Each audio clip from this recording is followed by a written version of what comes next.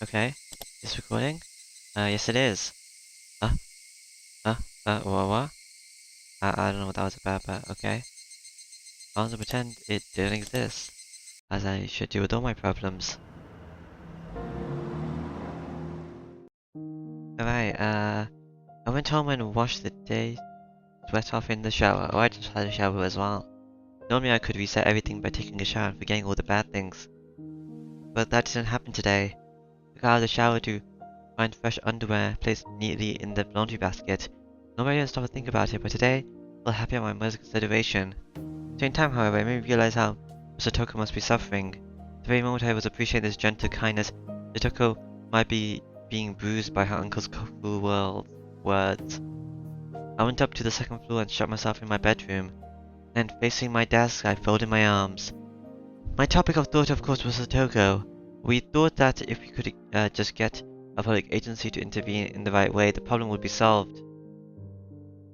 But with what Coates said, I didn't think it would be so easy. Satoko was abstained, and she would stubbornly deny the abuse and try to endure it. And that was an act of atonement towards Satoshi, who had protected her before and then run away. As long as she thought that way, the situation wouldn't be so simple. But earlier, before Coach, I made a clear declaration. If I thought Satoko was in danger, then I would do what I had to do. In the end, that meant I was just going to wait and see too. Nevertheless, I thought I would draw a clearer line than Coach and my friends had. If the time came, I would report it, over the phone. Given Satoko's personality, she might criticize me if she found out, but I believed it would ultimately be the best decision. Uh? Uh? Okay. Wait, Kitty Mabara? Would that really be all it took for the problem to end? Say that I reported to a public agency like the Constellation Center. What if they stuck to their wait and see attitude like last year again? Last year they decided to do just that, and the situation improved temporarily, but then the aunt, thinking herself a laughingstock, increased her tormenting in secret. In the end, things became more unhanded than ever before. Only this uncle's as secretive since she's already covered in bruises. This year is her uncle. I had just seen him for the first time today, but this man seemed a lot more direct, much more violent than the world underhanded could imply. It wasn't like their aunt. No, not that subtle. He was more direct. He might also assault her with punches and kicks that could easily be discerned from the bruises and such as saw on Satoko's body. Shit, you're too naive, Kichimabara. However heroic it may seem to report what was happening, if it doesn't save her, then it does nothing. It doesn't mean anything at all. Reporting things to a public agency was only one option, and leaving everything to them would be dangerous. We would need something more to guarantee Satoko's safety. I scratched madly on my head thinking, then tilted it back wanting at least a little bit of calm.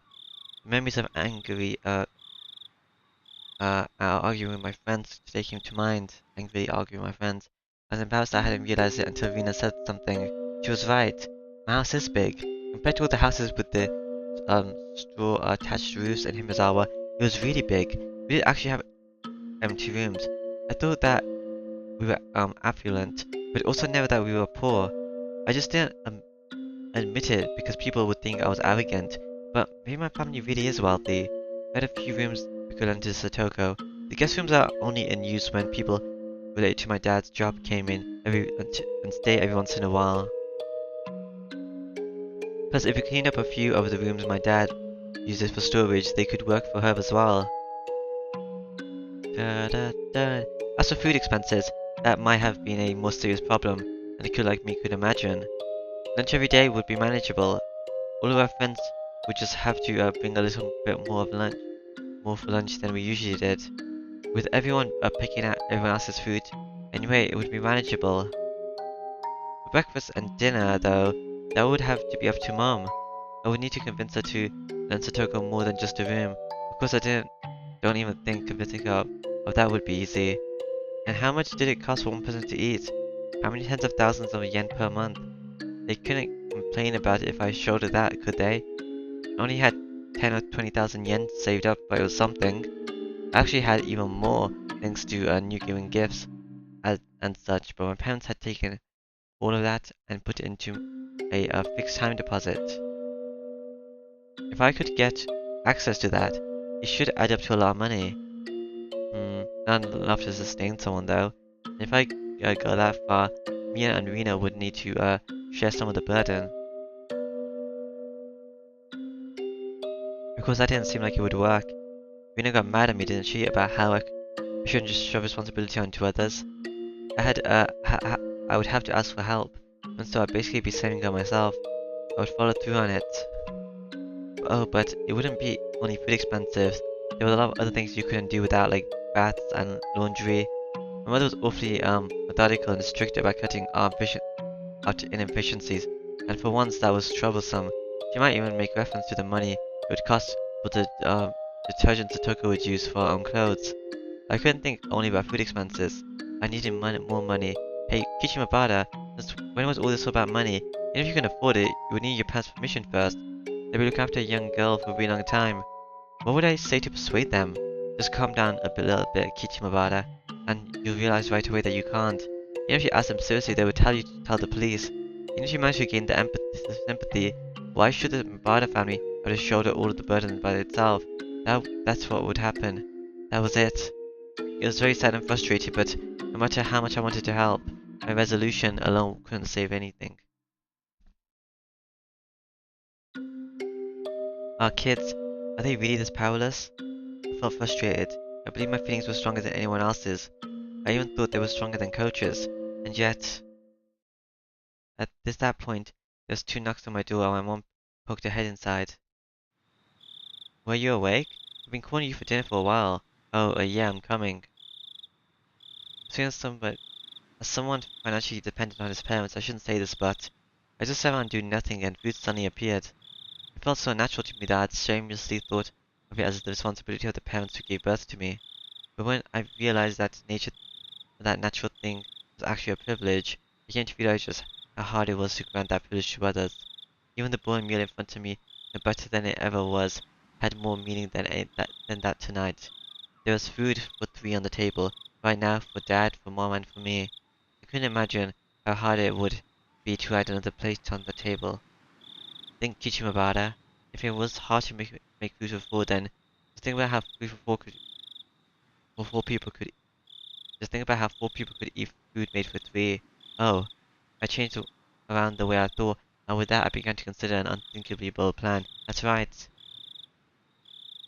I didn't need to get my parents' permission. She should just live here in secret. I got upset when I found out a while ago, but if I remember right, you climbed out the window, then chimed down the first floor roof or gutter. You could go in and out of the house directly from my room. Mizoko's physical abilities far surpassed my own, so it would be even easier for her. I hadn't even thought about it, but living here secretly was actually a necessity. I'd only have to bring Satoko to my house when public agencies said they would wait and see. In other words, Satoko's uncle continued to be her guardian. If in such a situation, word got out that she was here, Uncle would barge in and drag Satoko back with him. Uncle was her rightful guardian, so my parents would hand her over without an argument, no doubt. I need to keep it a secret that she was living here. If it needs to be a secret, then having my parents' help would mean a lot, but gotta deceive your allies first, like they always say. Okay. Persuading my parents was an unrealistic proposition, so I searched for a way to have her live here in secret. When I was around, she would just have to be really quiet on the 2nd floor. The issue was daytime. If she was hiding from my uncle, then she shouldn't go into school. It might be lonely, but not going would be the best option. I could teach Toko and the stuff she learns in her grade. Actually, during school, I mostly help the younger kids out rather than studying my own stuff. During the day, I would need to go to school, so I wouldn't be at home. My parents respect my privacy now that I was this age, so they wouldn't go snooping around in my room while I was gone, I think. If she holed herself up in my room, it would be okay, right? My parents did come, thanks to where the 2nd floor was. She could hear their approach from the sound of them coming up the stairs, and there would be a little bit of time before they got all the way up. I estimate a few seconds that she would be able to hide herself in the closet. That's a good idea, but okay. Wait, Kichi, Something doesn't make sense. If she can't go to school then, what will she do for lunch? Calm down already. I could just leave her my lunch, couldn't I? I just have to go to school without lunch and get everyone else to split theirs with me. Okay, that's good. No more contradictions or oversights, right? You don't need lunch, I guess. Oh, breakfast and dinner. I could somehow get her to go without breakfast. I can go on 2 meals, with 2 meals a day when I sleep in on Sundays after all. Then why don't you just go with only 2 meals a day? Every night I would pretend as though I had a bigger appetite and ask for a lot bigger helping every night, and then I could just somehow give part of that to Satoko. As a test, I stood up from my seat with my plate of fish in my hand. Oh, what's wrong, Kichi? Sit down and eat your food. Well, I'm kind of not in a good mood. Could I eat up in my room? You'll make a mess. Eat dinner at the dining table. Sorry. Hey, wait. I only tried to take away one plate of fish and they ganged up on me. In reality, it was impossible for me to smuggle food away without my parents knowing about it. But it must have been worth taking the time to think about it. There must be some trick, some method to avoid them realizing. Even if I can't think of one today, I might think of one tomorrow. My appetite was rapidly fading, so I finished early and went back to my room. Went back there and tried to think about it from Satoko's point of view. For example, let's say my parents were coming up the stairs right now and I got to hide. I opened the closet, clatter. It didn't open quietly. Hey wait, didn't it always open really smooth and quiet? Why was it suddenly doing this now? What is this, a faulty house? Had it gotten old or something? Or was I just not putting enough work into it? Could I just plaster it with wax? That sound itself must have been soft, but left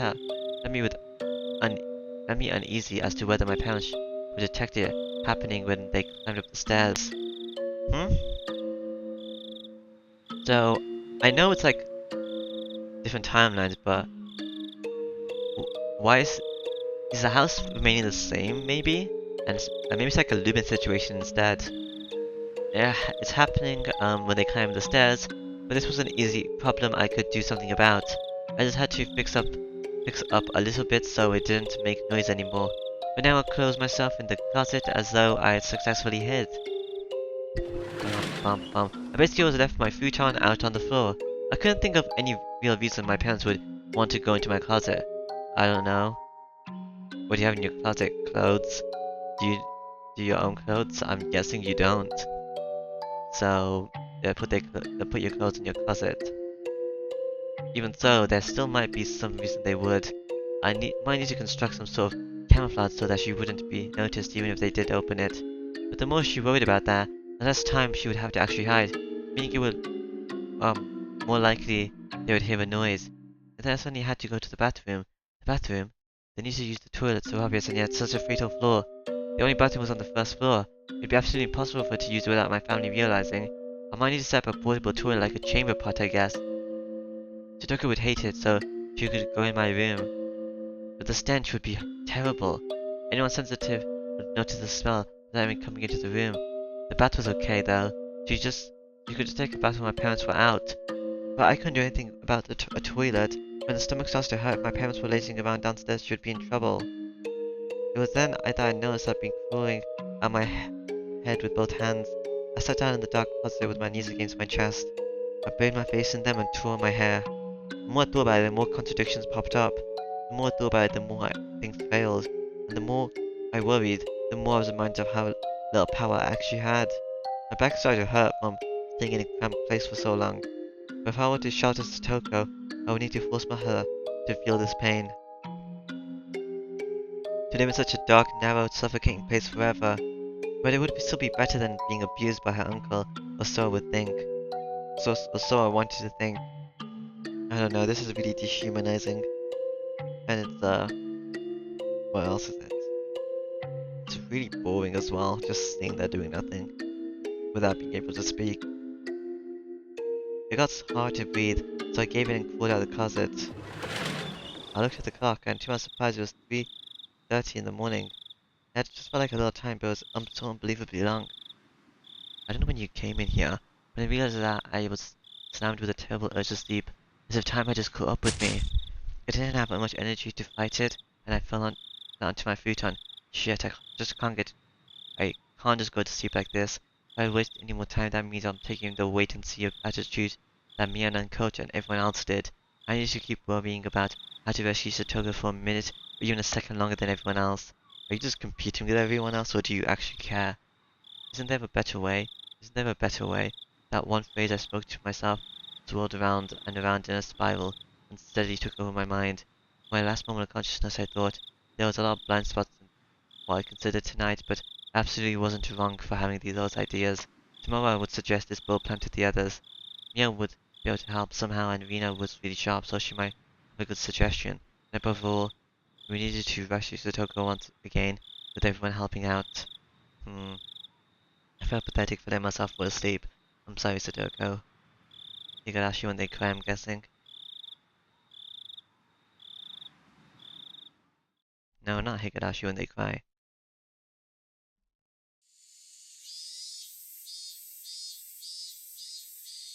The ceiling blurred into view. It was hot. There was a thin layer of moist sweat on me. The voice of the cicadas permeating my room was somehow grating to my head. What? Today's not Sunday, is it? I remember today was a weekday, and quickly put myself to consciousness. Then I finally leapt out of bed. The clock read a little bit before 10. Oh, you're late, are you? I was totally late. When I waddled downstairs, my mom would get mad at me. There's nothing I could do, though. After reviewing the schedule for the school day for a moment, I suitably rearranged the stuff in my bag. I hurried and got dressed, and went down the stairs. There was no sign of my parents anywhere. Maybe they'd gone out somewhere together. That's how it was. My mother had probably woken me up once this morning, but then I fell asleep without remembering it. My parents thinking I'd gone to school left. Something like that probably happened. I went to the front door, and as expected, it was locked. It looked like I was right. There's further evidence of my speculation being correct. When I realized my parents weren't here, I suddenly felt less like I had to rush to school. There was one portion of breakfast left in the dining room, probably mine. The milk they poured in it had gone warm since a while ago. So how did they think you left but that you didn't eat your food or they didn't clean it away? When I realized how hard it would be to sneak for food for Satoko, yesterday I had cried. While thinking back on it, food wasn't the only issue in that regard. I was in a position where I could bargain for Satoko by myself anyway. It's such a heavy thing just to save a single person. I've seen this on TVs and comics all the time. Those few good words about how you'll save your friends for sure and such. Was that why I ran my mouth like that, swearing to save her because I wanted to feel good about it? That absolutely wasn't true. Because the fact that I couldn't save her, because I didn't want to think like an adult, like I couldn't do anything but watch. Had Satoko gone to school today? I immediately realized that was a meaningless question. Whether or not she did, there would be a change in the environment she's been placed in. If I couldn't save her, and no one could either, then we can only pray for a miracle. Are we so powerless? I thought you already knew you're powerless. That's why you're thinking like this. With a goal of getting into school in mind, I sluggishly put on my shoes and stumbled out the front door.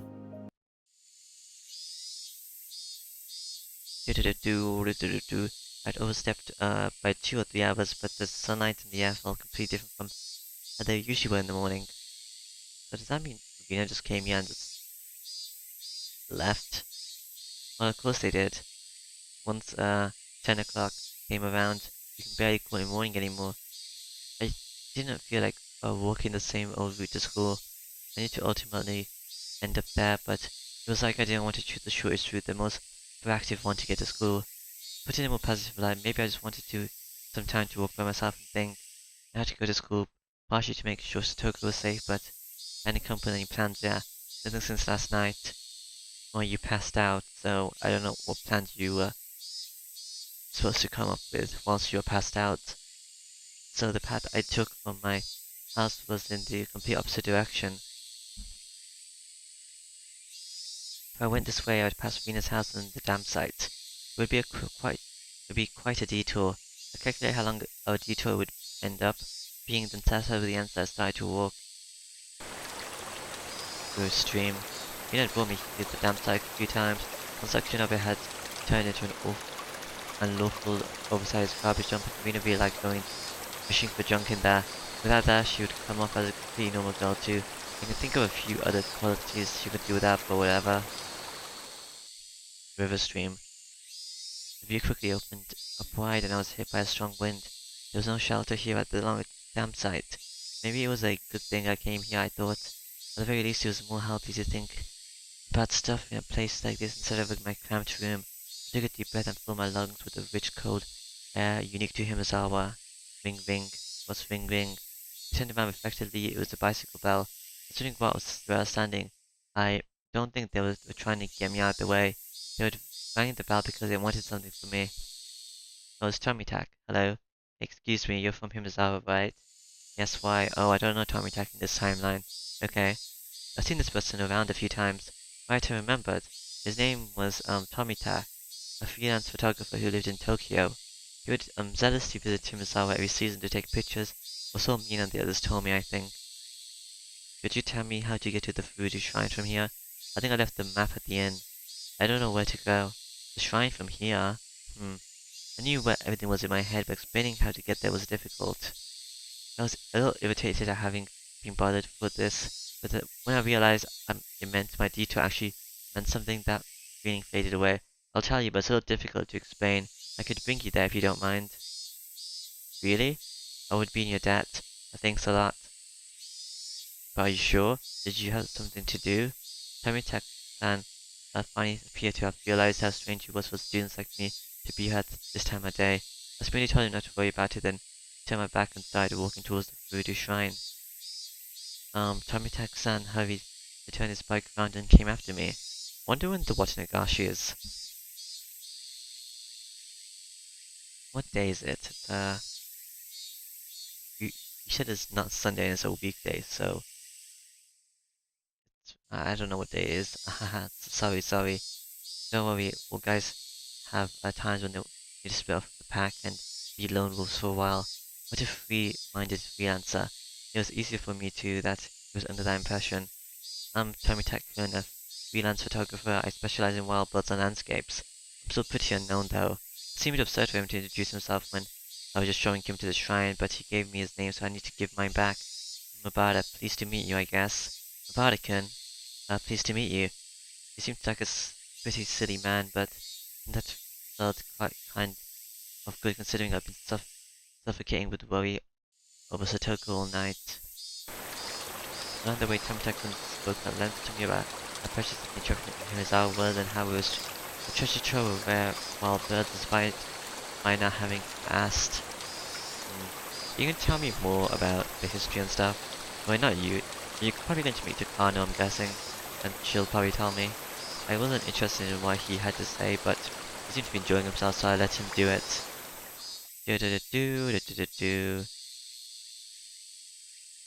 These steps will take you to the shrine ground. Thank you. You really helped me out. I think I got a little late. As Tomita kind of mumbled to himself, he left his bicycle nearby and started to climb the stairs quickly. I didn't have to watch, but as far as my 10 o'clock could guess, it was still a little late in the morning. School wasn't very far from here. Maybe I could kill a little more time until then. With that in mind, I went up the steps in pursuit of Tomita-san. When I reached the top of the large staircase, I arrived at a wide open shrine ground that were too grand for this tiny village. Oh, have I not been here in this timeline? I guess not. Tomita-san, oh, there he is. It looked like he was supposed to be meeting someone here. Then he got lost and ended up being late. He was bowing to a lady who must have been the person he was meeting. Hello, Takano. The lady, I knew her. Oh, is that you, Mabata-kun? Hello there. Are you off school today? What? Oh, Mabata-kun, you followed me? I wasn't planning to, I just wanted to kill some time. Oh my. Arriving at work late like a executive, how refined. You certainly are famous taking the time to look like a big shot. What was I, a celebrity? Well, she did say my name out of nowhere anyway. I was oddly concerned about what she meant by famous. I still remember my name, hehe. This is, Mio Takano. Yeah, I know. She works at the village clinic. Mabata-kun, you seem healthy, so you probably haven't been to the hospital much, have you? It seems Mabata doesn't know somehow. So I guess he doesn't have memories from the past lives, past resets, alternate dimensions, alternate timelines. I don't know. Heh. Now that we find the acquaintances, the time you stick or anything, I suppose I'll give you a little more of a special treatment. Huh. I wonder how that cursing's gonna fit into this story. Well, I guess it already fit in that Satoko's like looking like the next curse victim, but is that gonna be it with the curse? The second one, Jan, was like possessed or something. The first one was uh a cult or whatever tried to kill me. Maybe Satoko will get killed. This lady named Takano-san, I kind of didn't remember her. Maybe we passed each other on the street a few times, but I'm sure she was the first time we talked. Well, this is Himizawa, even if I didn't know a person's name, it's not unusual for them to know mine. I glanced at Takano-san and she had a bag and a camera. Are you photography partners? Is that why you were meeting each other? Oh, we're nothing like partners. I am but an amateur, and Geo-san is generally, initiating me into it, right? Hahaha, that's not it at all. The Kana-san is a quick learner, but she could, take pictures just fine without my guidance. I mean it. Hahaha. Tell which of them was ahead in the conversation. Well, there was certainly one couple you wouldn't get tired of watching.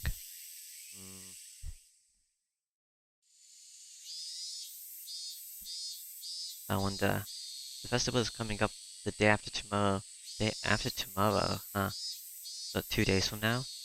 Okay, that's when the Watch Nagashi's happening, I guess. I hope I can take some good pictures this year. I plan on taking some shots of the setup tomorrow. I want to capture the festival's energy, show by the preparation for it, too. Oh, I just remembered. There was some village festival called Watch Nagashi or something the day after tomorrow on Sunday. So, it happens Sunday, which is why you said last time everything went bad after Sunday, so after the Watch Nagashi, which means it's Friday, okay? They hold a service with a pile of old futons in order to give to Kimizawa's guardian deity Orishiro-sama, I think. Oh, you're correct. You have quite extensive knowledge despite just having moved here. This is a festival to give thanks to Orishiro-sama. Hehe.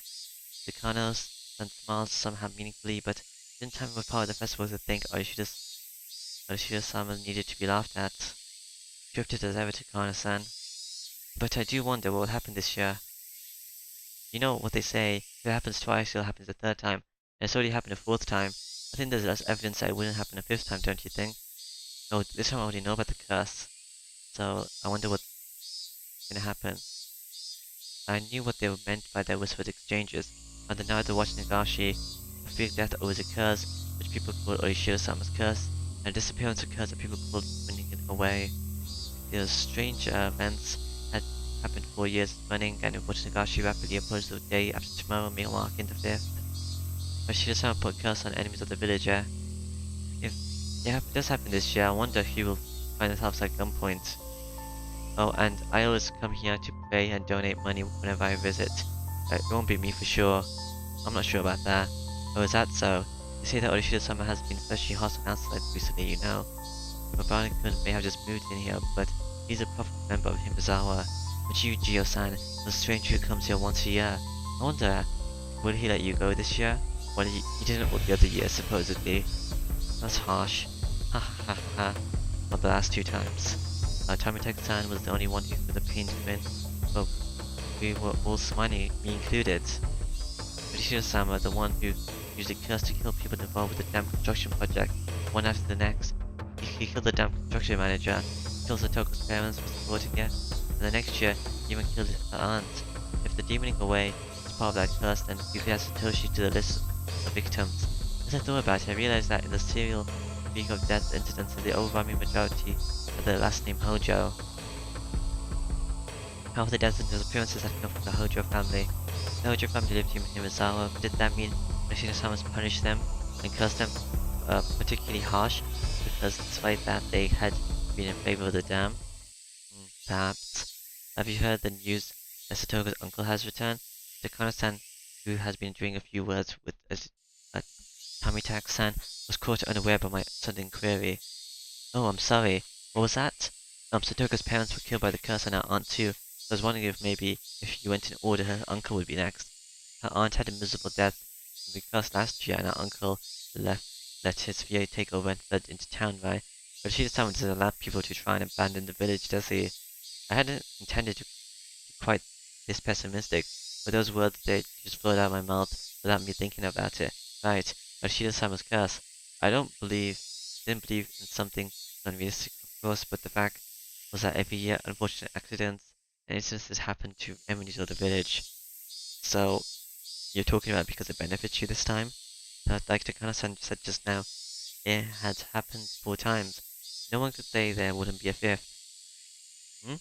That's an interesting suggestion. It's true that if you look at the sacrifices in previous years, those named Hojo came up quite frequently. Given how long it's gone on for, Uncle being the one to die or disappear this year isn't out of the question. Not against Kana-san. Don't laugh about it. It could really happen. I'm sorry. Okay. But Shida-sama's curse is my life's work. Hehehehe. Takano-san gave out a mysterious, somehow intellectual impression. And her life's work has a mysterious light in its own right. She probably really likes, inexplicable supernatural phenomenon or something. Takano-san, you seem like you know a lot about Orishida-sama. Give me your honest thoughts. Given that he's a Hojo and he's returned, what are the chances that Uncle will fall to the curse? Me? My what? You seem like you really want Uncle of hers dead. Hehehehe. That's not it. Ha ha ha ha ha. I wonder. It all just depends on the will of God. Barada-kun, do you know the true identity of Santa Claus? Huh? I got a strange question all of a sudden and I couldn't immediately answer. What, you don't know? It's your daddy. The daddy's in everyone's family. What? That's what you mean? Well, of course. Everything ultimately comes down to humans in the end. After all, humans are the only living beings in this world. All strange things should be explainable in terms of human actions. I felt like I put that somewhat strangely, but Takano-san was not as dissatisfied with that reply as I might have guessed. Oh, it's impressive that you caught on at such young of an age. You're right, strange things that happen in this world of man are all caused by man for his own benefit. But I'll ask you again then, this time not Santa Claus, but Orishida-sama. Do you know anything about who Orishida-sama is? Takano-san took a step forward towards me and gazed into my eyes as she asked. Santa Claus was really the parents of every family's children. If lionizing that legend was a corporate tactic to try and profit during Christmas sales, then what was Orishida-sama really? Oh, didn't you just say? There are the only humans in this world. Everything can be explained by human actions, right? Hehehehe. Mabarada-kun, keep this to yourself, okay? The string of free texts attributed to Orishida-sama's curse. Takano-san's view is that they maybe premeditated homicides performed by the people of Himizawa based on some kind of ceremony. Now don't misunderstand me. My life's work is to research teachings, thoughts, and cultures from the viewpoint of folklorism. I don't really care at all about who the culprit really is. Just keep that in mind, please. I could tell at least that she was saying some pretty crazy stuff. If I were to liken her statement to a meal, it would be sort of she just tried to stuff a whole plate of duck into my mouth, and now I couldn't say anything. That's a very weird thing to say. Why duck? To understand that in the first place you have to go all the way back to ancient times when Himizawa was called Onigaiushi or the Demon's Abyss. Restaurant inhabitants who lived there believed themselves to carry the blood of demons, and some only half human. Takano-san, having entered her own field, leaned forward and began to speak of ridiculous matters. Takano-san felt she was overboring me and interrupted for me. Takano-san, you can't just chatter about stuff to Mabarada-kun. Look, he's really confused. Oh my, are you? If you want to hear more, ask me anytime. I have heaps of the grotesque stories that boys your age seem to love hearing. Thank you. I feel like I will. But now I softly and safely gave my refusal. Takano-san seemed a little unhappy that Tamitake-san has rained on her parade, but she stopped talking about it then.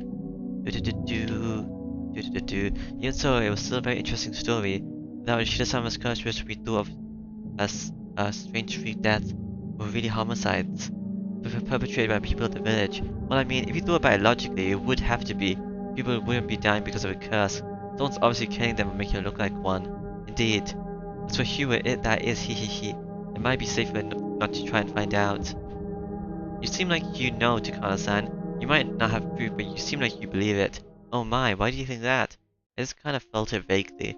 It didn't seem like her extreme passion for this research should be explained just by these things being taboo or being safe and easy. The person loved walking through the profound, forbidden abyss of risk and taboo. Let's leave it at that, Obara-kun.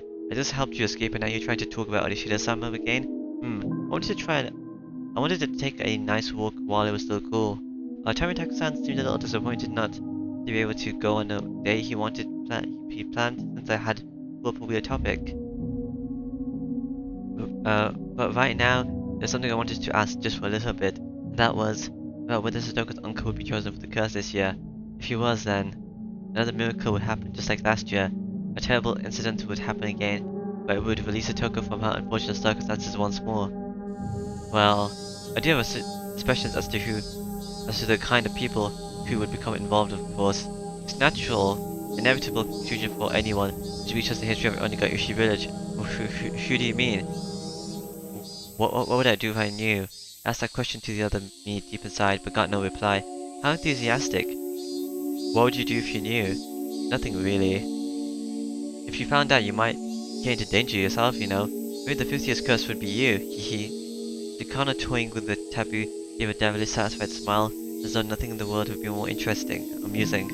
She was probably trying to tease me, but I didn't feel like going along with her little game one bit. You like to talk pretty big, but you don't know yourself, do you, Takano-san?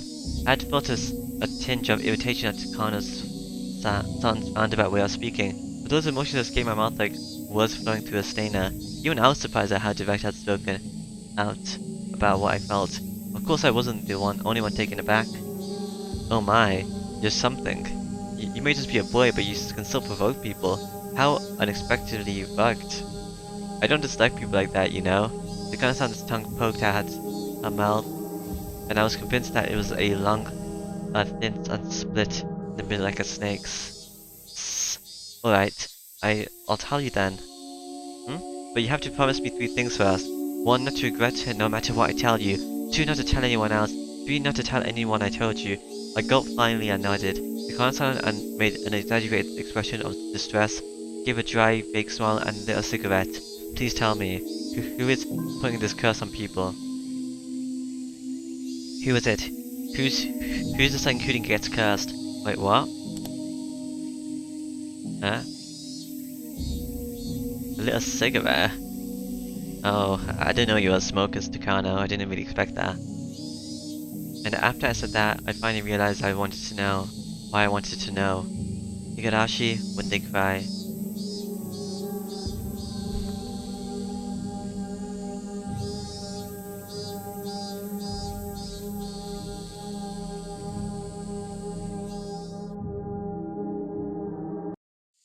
Many of my classmates were playing freely in the schoolyard. A few of them had just run out of the school building after putting on their shoes and tapping their toes on the ground.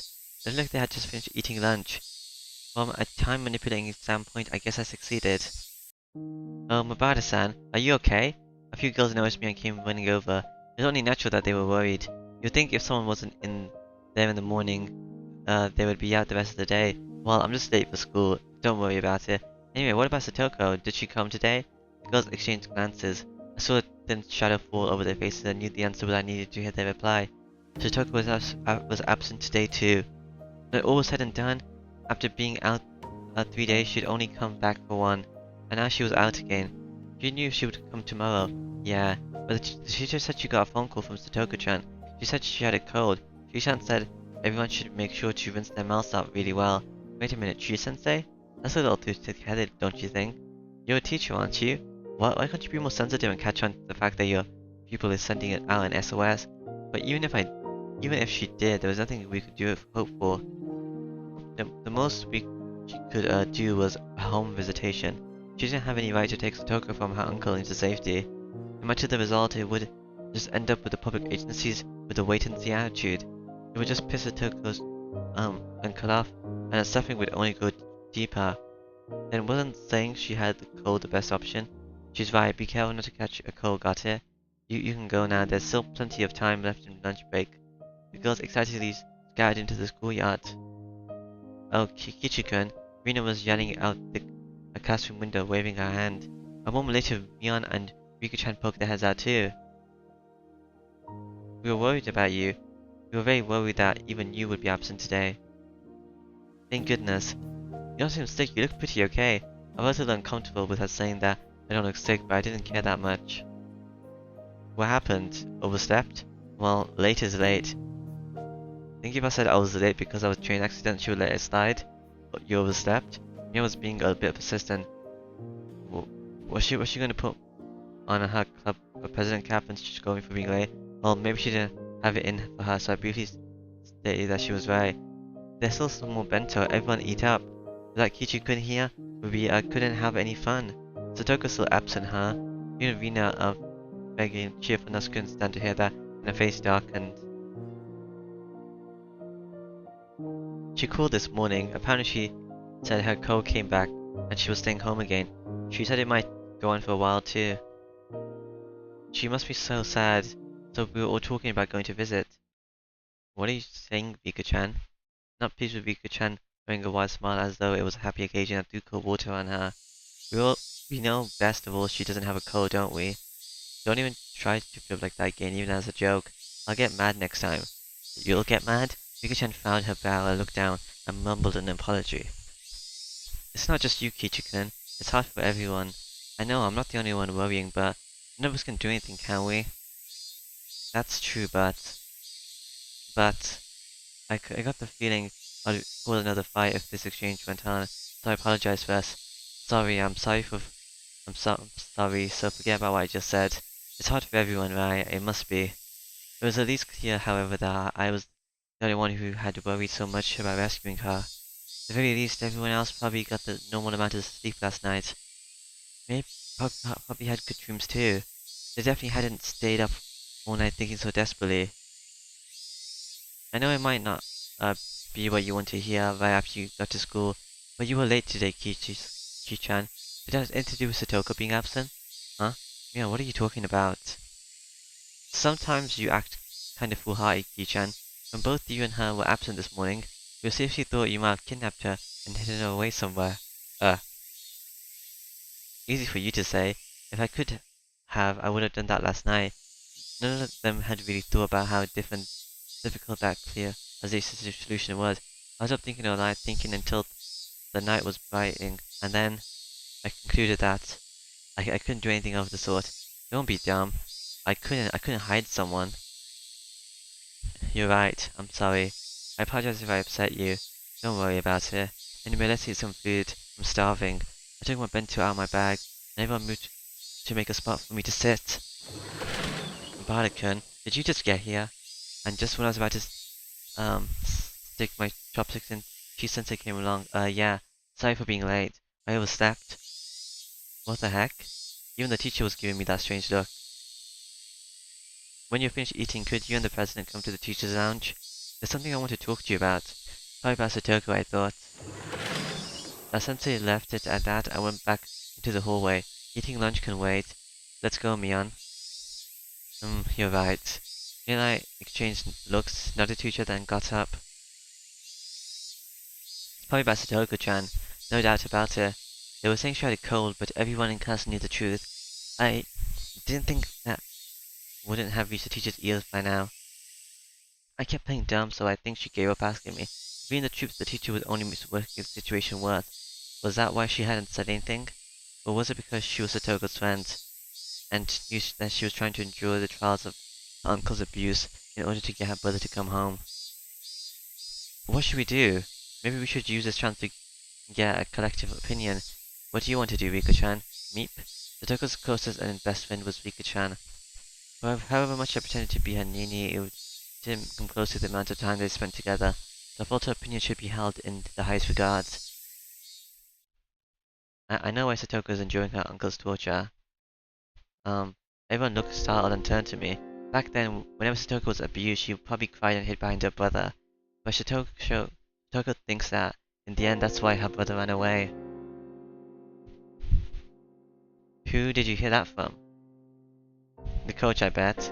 I nodded quietly. So Satoko believes her brother will come back if she can withstand the abuse. Maybe that's why she's trying to push through, but that assumption has nothing to do with Satoshi coming back. It hurts to say that about Satoko, but it's the truth. Everyone hung their heads. Everyone was thinking the same thing. Satoko probably wouldn't be happy no matter who helps her. She wants to withstand everything with her own strength. But is it really right to respect that? I don't think it is. If Satoko hates us for a while, I think there will come a time when we need to save her against her will. And I think that might be now. I told them about what I saw and how I felt when I went to Satoko's house yesterday. Kichi-kun, so you think we should tell someone? Of course, only after we're sure about that reporting it to a public agency will guarantee our safety. Without being sure of that, it can only just get more dangerous for her instead. It's a difficult problem. You think we can get a definitive promise out of the teacher? I had no confidence, but we had to try. Meanwhile, Rika-chan had her hand raised for a while, as if waiting for an opportunity to speak. I will leave it to Kichi. What? Is that okay, Rika-chan? Kichi's thinking about Satoko more than anyone else here. If Kichi thinks that we need to tell someone, then I have no complaints. Thanks, Mian. Rina, are you really okay with that? Mian seemed to hesitate, not knowing if she should agree. When she saw Rina's firm nod, she made up her mind and did the same. Okay, let's go, Mian. Right. Teacher's office. Teacher's lounge. Actually, not office. It's not a lounge, it's an office. Okay. Only Chi-sensei was in the teacher's lounge. It is a lounge. But there's no, like, sofas and stuff. We didn't see the principal anywhere. The schedule on the blackboard under the principal's name said training going tomorrow. Our principal's sense of justice was too strong. The Joker's problem wouldn't be solved with something so vague. Maybe it was a stroke of good luck that he wasn't here. The teacher saw Mian and I came in. She closed a curry bento, saving the rest for later. Stay over there, please. She told us to take a seat in the chairs directly in front of the principal's seat. I hadn't sat in this chair since doing the paperwork for transfer again. Two of us sat there uncomfortably, being when the teacher walked over, carrying a notebook and a ballpoint pen and sat in front of us. Barikun, you were absent this morning. Did something happen? I'm sorry, I overslept. Really? I have no reason to lie. She narrowed her eyes at me in suspicion.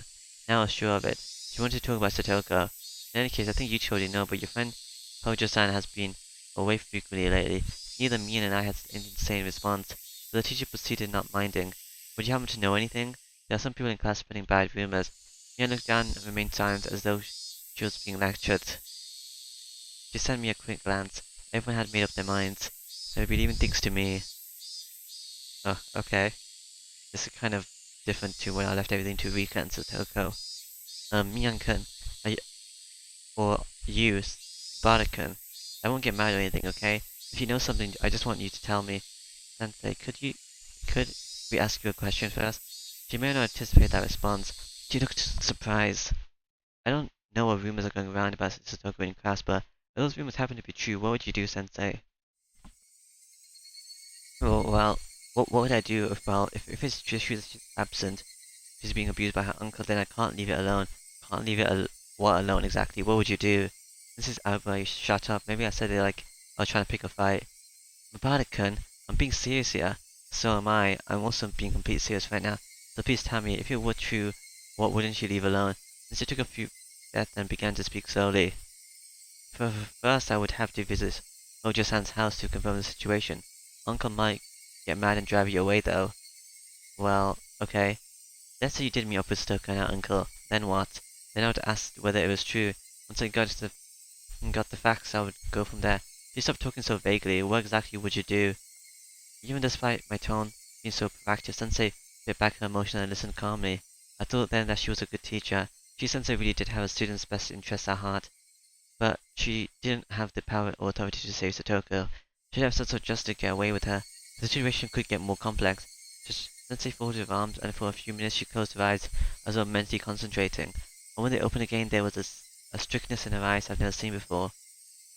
There's a law called the Child Welfare Law. It clearly states that abuse against children would not be allowed, no matter who it is. So it would seem. Then what? I would contact the professional Child's Consolation Center. You said just now that I would be turned away, didn't you? Child's welfare officers can bring it. The peace with them when the situation demands it. They will not submit to intimidation. How many days would it take after you contact the social worker and submit the paperwork for it to be saved?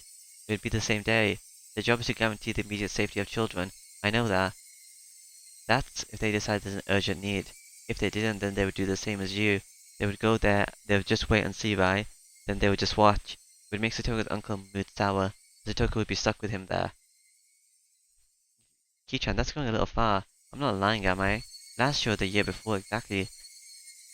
That's exactly what happened when this child welfare people came, isn't it? And what happened then? You and Sensei would know a lot better than I would. I had said too much, I didn't need anyone to tell me that. I was talking crazy and itching for a fight. I was supposed to be telling her about the situation only after I was sure we could save Satoko, but I basically told her anything right from the start. Chi-sensei looked at the clock, stood up, and picked up the phone in the principal's seat. Hello? Put me through to the extension line 34455 high, please. Is this okay, Ki-chan? Is this really okay? It was too late. The dice had been cast. Now we can only pray. Oh, thank you for answering my phone. I'm Chi-sensei, a licensed teacher at the Himurazawa branch school. Would director or Watabe happen to be in the guidance office? Yes, that's right. Something urgent came up, so I'd like to contact the principal as soon as I can.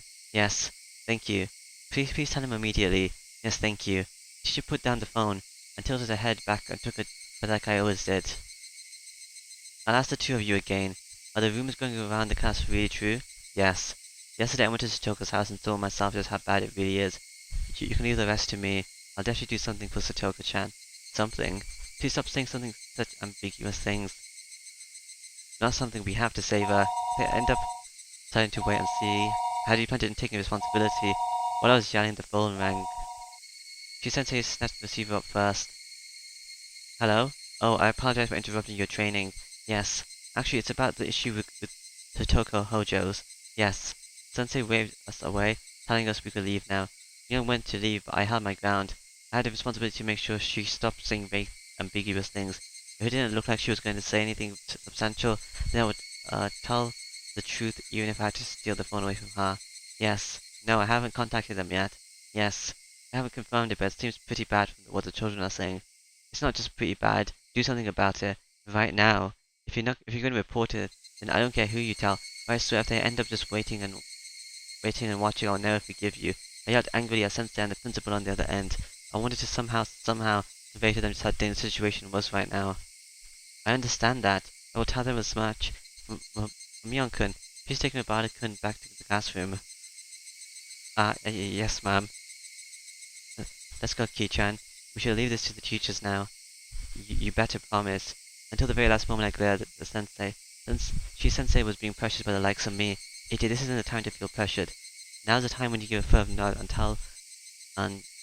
nod that set my mind at ease. Even so, we already left things in our hands. At this point, we really can't do anything but pray. Bang. Mion shut the door to the teacher's lounge. Oh, Higurashi when they cry? Oh, I thought Mion was actually going to talk to me before it did Higurashi. But okay. Let's see what the tips are. Tips. Article, statistics from the Ministry of Health and Welfare. Article. What's article? Article.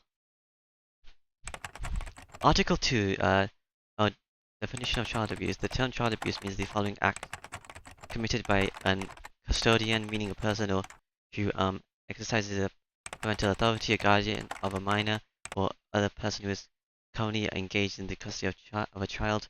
Hereby afterwards the same shall apply against a child, meaning a person who is under 18 years of age. Hereinafter the same shall apply. Assault the child in a manner that will result of a cause or is likely to be cause external injury on the body of a child. 2. Engage in indecent acts against the child. or cause a child to engage in indecency. 3. Substantially reduce the amount of food for the child or abandon and neglect the child for a long period of time or manner. That may interfere with the normal development of the child's mentality or physicality, or perhaps or otherwise maternally fail to perform the duty of a custodian, or uh, 4. Speak or behave in a manner that would significantly be traumatic to the child. Article 3. Prohibition of child abuse. No person shall abuse a child. Law number Act number 82 of 2000. Oh, why did I just speed up quickly? Authored by the Ministry of Health Welfare. Weird clicking noises at the end, but whatever. Statistics from the Ministry of Health Welfare. Year 19 blank blank. Principal abuser in case this which reported to the Ministry of Health Welfare. Satoko Hojo. Total number 5,352. Mothers by blood 3,943, 55.0%. Mothers not by blood 203, 3.8%. Fathers by blood 1,445, 27%. Fathers not by blood 488, 9.1%. So blood mothers seem to be the most abusive, blood related. Then is fathers, almost half the rate. But adopted fathers are more abusive than adopted mothers. Year 19 blank blank. Instances by type of abuse in cases reported to the Ministry of Health Welfare. Total 5,352. Physical abuse 2,780, 51.9%. Neglect, abandonment of a child 1,728, 32.3%. Psychological abuse 458%. Oh, that's like the least. And physical is the most likely, I guess. Forbidden from going to school without abuse 75.14%. I guess it's forbidden, not like they just don't want to go. Sexual violence 301, 5.8%.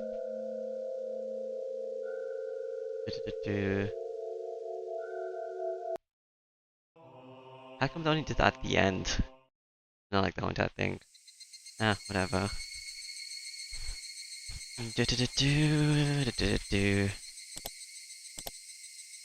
And yeah, that should be it. So, bye bye.